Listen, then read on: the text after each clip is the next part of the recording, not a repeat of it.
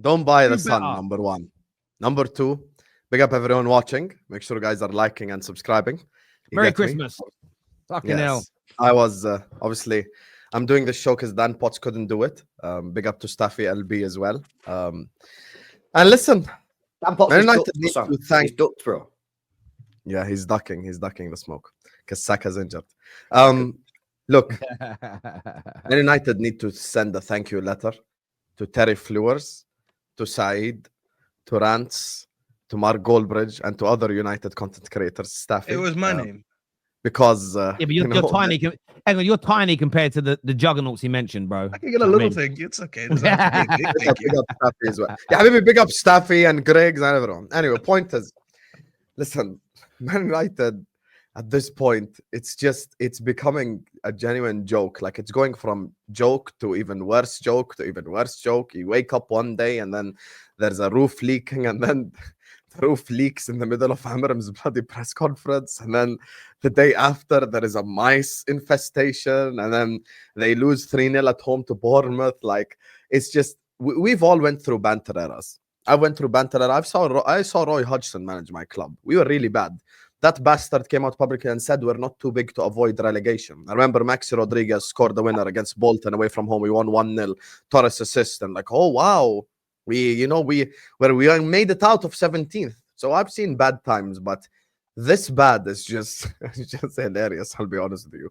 Now, when it comes to the media use all the big clubs for clicks. This is not just special to Man United. They use all the big clubs for clicks, whether it's Liverpool, United, Arsenal specifically, Chelsea to a smaller degree. City, no one gives a fuck about, and it's proven by their bad run right now. It's way less worse than when mainstream media, I'm saying. Me, I'll always cook City. But when it comes to Man United, look, there is so much problems at Man United.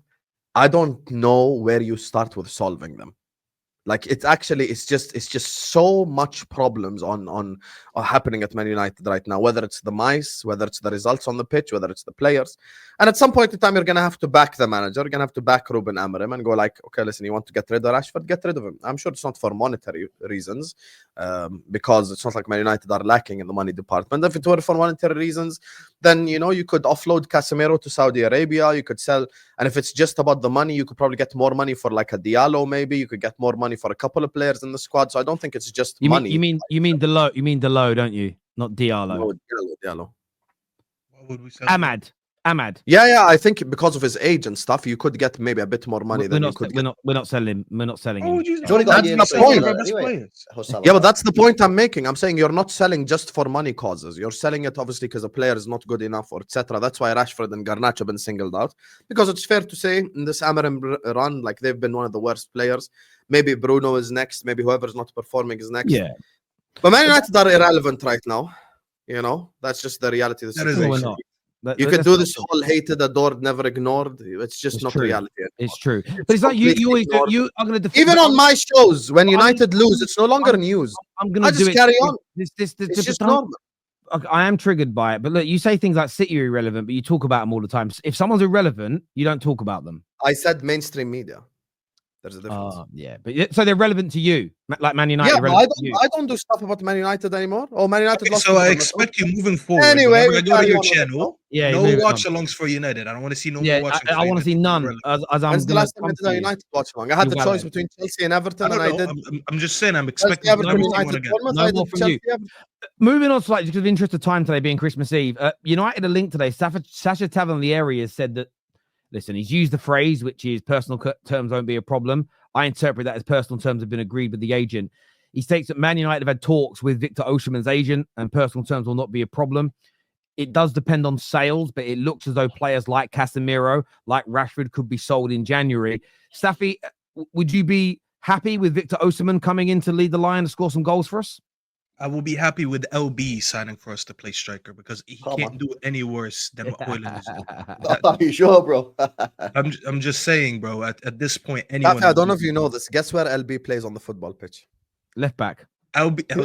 Well, no, I LB. used to, but I wouldn't play there now, innit? Because I'm tall. He fully is a left back. By the way, I had a big growth era. Are you right-footed or left-footed, LB? I'm right-footed, bro. I was like Yao Cancelo, bro. I was. Thing is with me, I peaked. So you couldn't defend.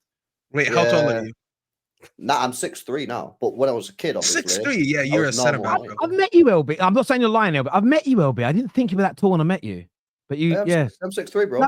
No, I met you. Just sometimes you forget. But no, we did meet a couple of times at Content Awards, didn't we? I swear we did. Damn, Staffy LB center back partnership, 6'3" both. We'll do well there. We'll be good in there. Yeah, I ain't doing a show where I'm standing next to you three. I sod that. Do you know what I mean? You're the shortest one on this panel. And I'm not even that short. I'm 5'10", but yeah, I'm not standing next to you three. Do you know what I mean? So, yeah. But no, back to the point. Osimhen, yeah, listen, I would take him. Number one, it's such an easy answer to say yes, just because of how bad our two strikers are. So I'll be honest, you'll probably give me 10 names, and you'll ask me, is this an upgrade on what we have? And I'll say yes. But here's the thing. Osimhen is a good striker. I've given him criticism in the past before because of his overall game. I didn't think he was as hyped or as good as a lot of people said.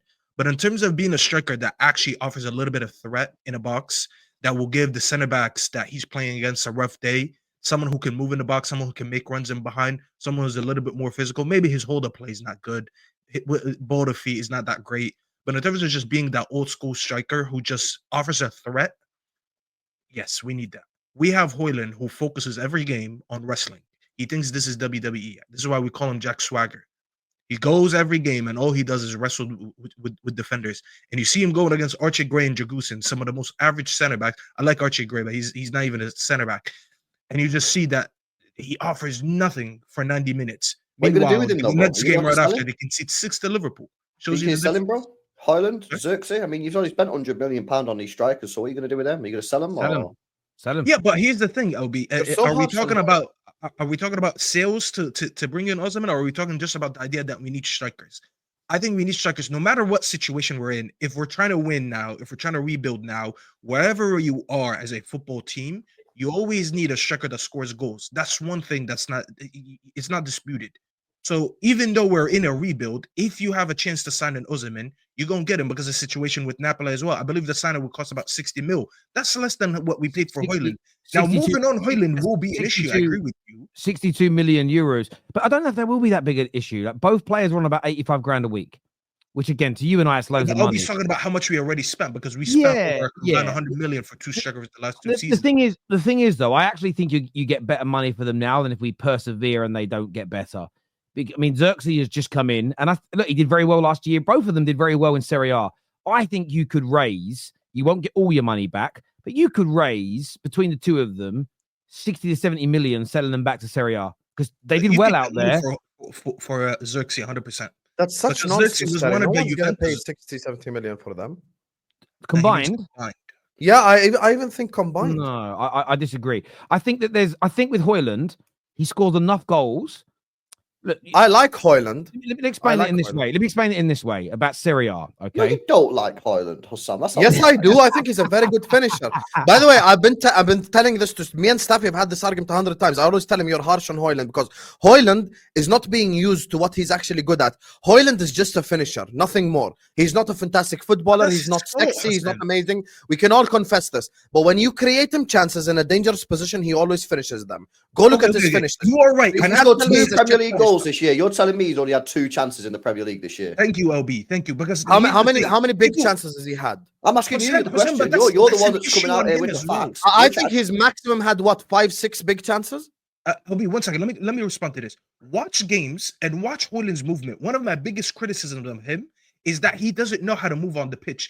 That Spurs game, and I think did I do a match reaction with you, Terry? Or I think I was on Friday on Straight Facts when I said go and rewatch that game. There's a couple times where the ball gets played on the back post and he makes a near post run instead. And you see his teammates telling him, like Bruno would tell him, like, I need you to be here when I cross that ball. Instead, you're right here. But that's been a common thing that he's been doing. Explain the Europa League goal then? Sorry? Well, I can the Europa League goal. I'll explain the Europa League goals. European football has and always will be different to playing in the Premier League. There's always a difference in the speed and the way games are done, which is why you just said we couldn't get 30 million for him. I think we can because I don't think Hojlund's a player who's had an okay time, an average time, or a bad time at United, whatever phrase you want to use, whose career is finished. We've just seen McTominay that all of us on this panel would have ripped into last year. He is absolutely flying in Serie A. And this is what I'm saying. I know you as a fan, you won't get that much for him. I expect good technical and sporting directors to be able to take a player like Zirkzee, a player like Rasmus, and pick up 30 million quid for them at their age with what they're earning from decent clubs in decent European sides, because they could do a job in loads of leagues. But Zirkzee only cost us £30 million. It cost that because of how well he did in Serie A. The idea you want to sell Zirkzee now, you get 10 million. No, Okay, hold on. You're welcome. 1 second. Nonsense. Let me answer this. So it's nonsense because it disagrees with your opinion. No, I it's agree with nonsense half to say the it's part 10 from million. the other part. No, I like nonsense. Hojlund. Yeah, Habibi, did he lose a leg over the last 3 months to go from 40 million to 10 million? How do you go? You lost 75% of your evaluation over 3 months. That's insane. He signed for Man United and he's not done well at So all. you lost 75% of your value over 3 months. Thiago Motta went to Juventus and he was begging for Zirkzee. Why? Because he had Zirkzee in Bologna and they were a very good team. For Bologna to finish in top 4, that was a huge success for them and to make the Champions League. He went there and he was like, you know what? Get me Zirkzee. There was rumors that they want to come in back in January, get Zirkzee from us, do a swap deal. So he's rated over there. He's actually still rated in Serie A because there's rumors coming today that Napoli also want him if we work a deal for I would go to Juventus right now and be like, you want him. Your manager's pushing for the move because he knows him. So he personally wants him. There you go. Give us the 30 to 35 million back. Because I think there's a player in there. I just don't think he's on the right team. Like, I think Zirkzee is not a bad player. He's in the wrong league for me, and he's in the wrong system. So if you get a chance to move him somewhere where he is rated, Zirkzee's not a bad player. But you say Hojlund is a bad player. I don't want to get dragged into a debate. Done nothing. Boys, I don't want to get dragged into a debate. Last season than Hojlund is done. Guys, I don't want to get into a debate too much about fuck me about selling a player. I want us to talk about the link to Osimhen, please. Like, we're going to run out of time, right? Like, I get your point. Hassan doesn't think we always get told we'll get no money for our players. That was because of who was selling them. Last summer, last point we'll make, it's the most we've ever raised in the summer through selling players, and we sold a lot of our crap. But don't change my words. I never said that. I said you'd get money for Hojlund, not Zirkzee. Now, Osimhen. You want to talk about Osimhen? Let me tell you about Osimhen. Please, yes. Osimhen should not move to Manchester United. Why? We have proof. We have proof of this. It's not about agendas. It's not about narratives. Osimhen is a Champions League quality player. He's a Serie A winner. He has won Serie A top goal scorer before. He's one of the best strikers in the world. If Osimhen moves to Manchester United, he's one of the stupidest decision makers, because we have seen that place be the death of a lot of players' careers, be the death of a lot of promising stars' talents. And this is not an agenda. This is not a narrative of me making up shit. Man United are not Osimhen's level. Osimhen should move to a club like Liverpool, a club like Arsenal, a club like Man City, Real Madrid, Barcelona, Bayern Munich. I'm talking about the best of the best competing in the Champions League and the Premier League. That's my answer. So your answer is that. So if Man United don't buy him, his option is to stay at Galatasaray. No, because Arsenal should. That's not true. Arsenal should. A lot of clubs want him. Chelsea want him. Chelsea how many Osimhen Chelsea videos did you do yourself? By the way, I don't know if he's in the chat. They never bid. Bro, I just say this, Don's got to hold that, because I said all summer on this show, that he should have been, Chelsea should have been signing Osimhen, it could have helped him. And now, look, if they miss out on the league by a few points, I understand your point, Hassan, to a degree, but I don't think it's realistic. Because what Chelsea were getting attacked for is spending money on players that weren't of Champions League and title-winning quality. They're not Chelsea level. Man United, of course, have got to aim for players like this. And the only way we're going to get better is by signing. We spent the first part of the show saying the squad's crap, the squad's unreliable, the squad is trash. Well, the only players that are consistent are what you call Champions League level players. So Man United have got to go out there and buy these kind of players. And it's the only way we're going to get better. And I think this notion that no one will want to join Man United, it's been disproven. And I think that I get where you're coming from, but I feel I'm talking more from Osimhen's perspective. I understand that, but from Osimhen's perspective, if he would have played in our last couple of games in the league against Forest and against Brentford, where we Bournemouth, where we miss sitter after sitter after sitter, there's a chance we win those games, and everybody's looking at the start of Amorim's era very, very differently. Like, if we had a back, we would have made the mistakes at the back, no doubt. But what we're missing at the moment, and think back to Klopp's early time at Liverpool. You were leaking goals, but you had people up front that were scoring for you. I think at this moment in time, what we really need to, we need to improve the back line. We need to improve the midfield. But if we just could have someone in our front lines, if Rashford was scoring now, like he was 2 years ago, we'd be okay for a short period of time. We need some goals in this team to help us win some of these matches, because we're out-creating our opponents. We're out-creating them. We're just not finishing our dinner. And then we're making a mistake at the back because of the unreliability you mentioned, and we're losing. So for me, I don't think it is beneath him, but I understand where you're coming from on that. Let's go to some of the super chats here. First one says.